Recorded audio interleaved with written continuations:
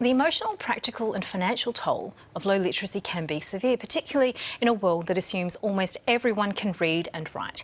But around 44% of Australian adults lack the reading and writing skills required for everyday life, and it all starts at home. Louise Park is a former primary school teacher who now uses her literacy learnings to write educational books. She joins us now. Good morning. Thank you. Good evening, in fact. I'm used to doing weekends in the morning, so I usually say start the day with a good morning, but it's good afternoon, Louise. Wonderful to have you joining us. Good afternoon, and this is fascinating because we see on so many fronts that we really are struggling, particularly children, when it comes to our literacy. Results are indicating that we're seeing declining performance among children. And this clearly is related to the fact that we're not reading as much simply in the home. Is that right? Look, I think it's a number of things. I'm always worried about literacy, and so we should, because it's every child's birthright. If they don't leave school completely literate, doors are closed, and we want all the doors to be open. So, and there are lots of things competing for children's attention these days, and books are up against DVDs and computer games and devices and all kinds of stuff. So, what we really want to see is books back in the home and ownership over those books, and kids going back to those books again and again and again, just like they do with computer games and other things. Give them that profile, that value, and then we'll see this literacy issue turn around, I think. What do you think is the value of a book over, say, a smartphone device or a tablet or something like that when it comes to engaging with the written word?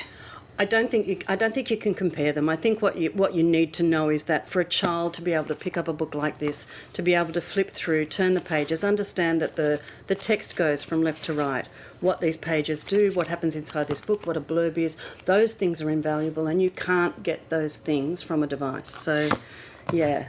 You wear two hats when it comes to this. You've worked in the classroom and you also write. So what for you do you think makes a difference when it comes to engaging those young minds when they've got so much to compete with? What is it that you think books might do better?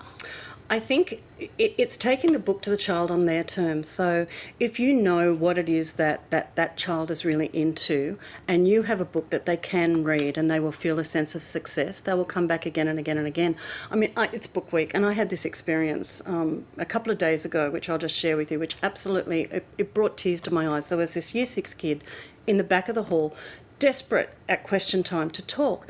And when I said, okay, you really want to say something, what is it? This Year 6 boy, it was Boy versus Beast, and he was hugging it like this magpie quote, he's going, I couldn't read, I could not read. And all the teachers are going, yep.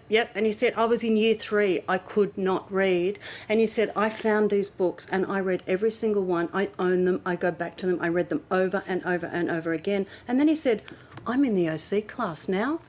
I was like, I mean, obviously that didn't put him in the OC class, but that was what turned him into a reader. So that's what it's all about, finding that content and finding that match and finding that success that will turn a child's life around and make them a reader and make them think they can do it and know they can do it. So.